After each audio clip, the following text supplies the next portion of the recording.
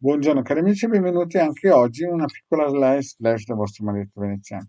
Oggi vorrei parlare di una tematica un po' particolare, dei mendicanti, degli scrocconi e degli approfittatori del web nel campo esoterico.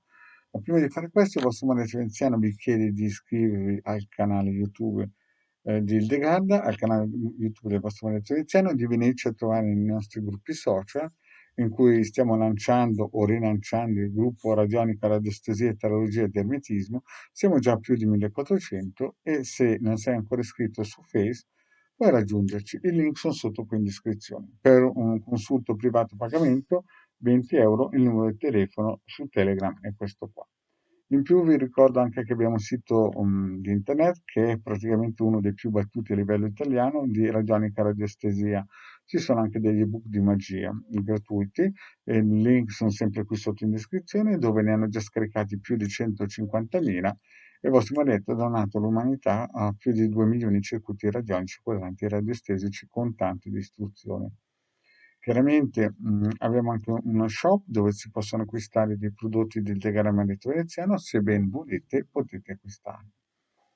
Vi ricordo anche il gruppo Telegram, tutti i link sono sotto qui in descrizione. Bene, partiamo un po' con questa tematica che mi coinvolge perché capisco che c'è mancanza di conoscenza, capisco che i social hanno indebolito un po' la figura dell'esoterismo serio e hanno un po' attivato un esoterismo cialtronesco da, come si dice, vogliamoci tutti bene, angeli colorati, settima dimensione, Arcangelo Gabriele e tutte quelle cose che più ne ha più ne mette, no? Mandami luce colorata, leggi di attrazione, quelle cose un po' da New Age che hanno fatto e lasciano il tempo che trovano, no?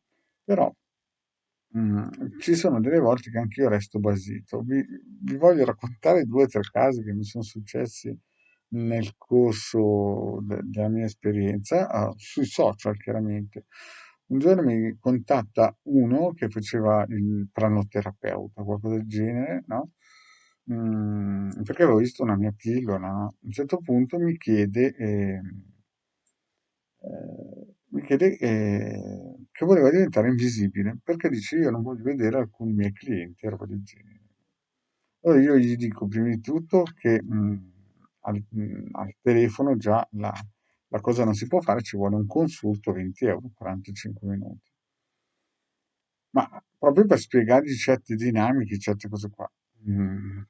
E non si è più visto, cioè questo qui fa il psicoterapeuta, telefona a uno perché ha visto una pillola e gli chiede tranquillamente voglio diventare invisibile, no? Mm.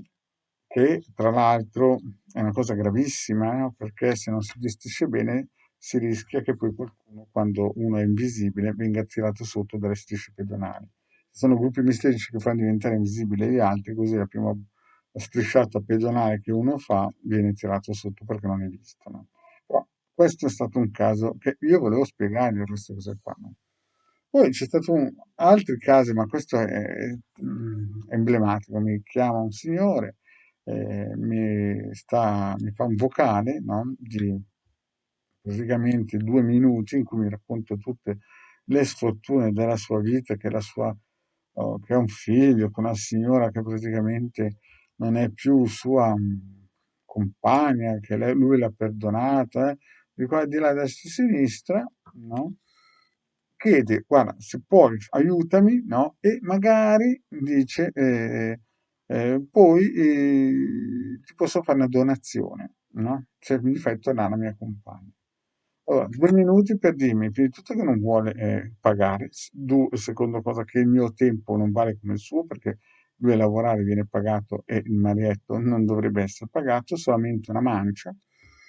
E il terzo vuole che il marietto gli risolva un problema che lui non ci è riuscito in 20 anni di vita, o 30 o 40, quello che poi. Allora, capite anche voi che gli scambi di energia devono essere equipollenti. Se uno vuole una prestazione deve risolvere il problema con un altro peso di energia equivalente, che in questo caso qua è money. No?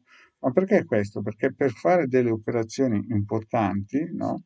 Di un certo spessore, di una certa qualità animica, di una certa potenza, e vi ricordo sempre che le operazioni minimo sono 9 mesi, quando vi vengono a raccontare che convertono il vino in acqua e camminano sull'acqua o risuscitano i morti, se ci credete, bene, beati voi, però capite che comunque questa persona qui praticamente mi dice praticamente se il messaggio era se riesci a risolvere il mio problema, no?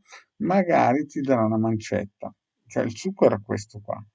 Allora, capite che queste persone qua vedono i video ma non hanno ben capito che fare certe ritualistiche, certe, come si dice, operazioni di un certo spessore, di un certo respiro, certe operazioni magiche, corpose, richiede un sacco di energia fisica ed è come andare a scavare dentro la miniera. Proprio.